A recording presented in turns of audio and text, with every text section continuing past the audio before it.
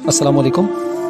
सहीफ़ा TV पर खुश आमदीद। दोस्तों, आज हम बात करते हैं कि कुरान मजीद फ़ुरक़ान हमीद के मुख्तलिफ़ ज़बानों में, ख़ास तौर पर फ़ारसी और सिंधी ज़बानों में जो सबसे पहले तराजम हुए वो किस दौर में हुए।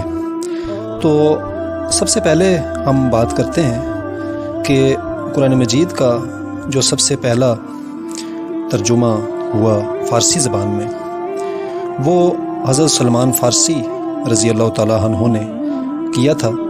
लेकिन ये बात बड़ी अहम है कि वो पूरे कुरान मजीद का तर्जुमा तो नहीं था, अलबत्ता सिर्फ़ सूरह फ़ातिहा का फ़ारसी ज़बान में तर्जुमा किया गया था।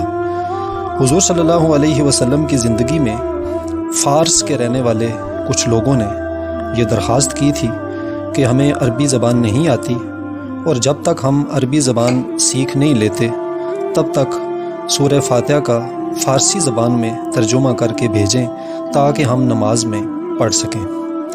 तो उनकी दरख्वास्त पर हज़रत सलमान फ़ारसी रज़ी अल्लाह ताला अन्हु ने सूरह फ़ातिहा का फ़ारसी ज़बान में तर्जुमा किया और फिर हुज़ूर सल्लल्लाहु अलैहि वसल्लम की खिदमत में पेश किया। और उसके बाद हज़रत सलमान फ़ारसी रज़ी अल्लाह ताला अन्हु ने सूरह फ़ातिहा का ये तर्जुमा अहले फ़ारस के पास भेज दिया। तो ये वाक़या आप सल्लल्लाहु अलैहि वसल्लम की ज़िंदगी में हुआ, लेकिन आप सल्लल्लाहु अलैहि वसल्लम ने इसकी मुमानियत या नकीर नहीं फरमाई। ये अहम बात हमें जो मिलती है वो हदाया जिल्द अव्वल के सफ़ा नंबर 164 पर मसला क़िरात फ़ारसी के ज़ैल में हाशिए में दर्ज है। इसी तरीके से जब अगर हम फ़ारसी ज़बान में कुरान मजीद के तर्जुमे की बात करते हैं तो ये बताया जाता है कि जो मुकम्मल तर्जुमा कुरान मजीद का फ़ारसी ज़बान में किया था वो हज़रत शेख सादी शिराज़ी रहमतुल्लाह अलैह ने 691 हिजरी में किया था। लेकिन अगर हम बरे सग़ीर की बात करें तो यहाँ पर कुरान मजीद का फ़ारसी तर्जुमा हज़रत शाह वलीउल्लाह रहमतुल्लाह अलैह ने तकरीबन 1150 या 1151 हिजरी, जो तकरीबन 1738 ईस्वी बनती है। तो दोस्तों, ये तो बात हमने आपसे की है कि जो फ़ारसी ज़बान के कुछ पुराने तराजम के हवाले से।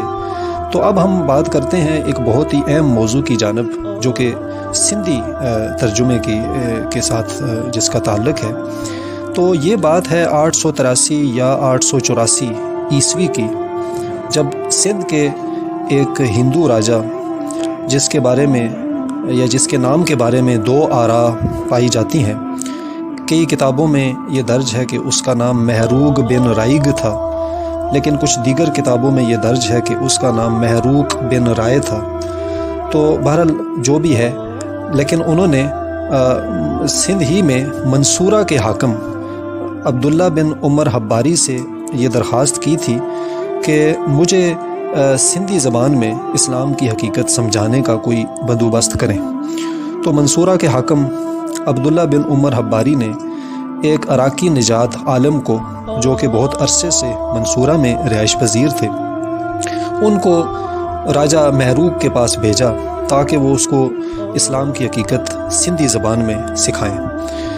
तो किताबों में ये दर्ज है कि ये मुसलमान आलम 3 साल तक राजा के दरबार में रहे और उन्होंने राजा को सिंधी ज़बान में कुरान मजीद समझाया और उन्होंने कुरान मजीद का सिंधी ज़बान में तर्जुमा भी किया, जो कि सिंधी ज़बान का पहला कुरान मजीद का सिंधी ज़बान का ये पहला तर्जुमा था। तो राजा जो है उसने मुसलमान आलम से इस्तिफ़ादा किया और कुरान मजीद की हकानियत को समझा। तो इस तरह ये बताया जाता है कि राजा महरूग ने ज़ाती तौर पर इस्लाम कबूल कर लिया था। तो ये अहम वाक़या जो है वो एक किताब में दर्ज है जिसका नाम है सिंध की तारीख़ी कहानियाँ।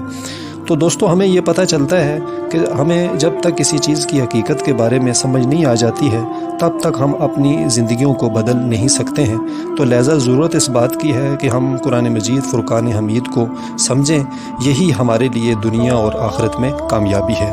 उम्मीद है आपको हमारी ये वीडियो पसंद आई होगी। اسی طرح کی مزید تحقیقاتی اور حوالہ جات پر مبنی ویڈیوز کے لیے صحیفہ ٹی وی کے ساتھ رہیے۔ بہت شکریہ۔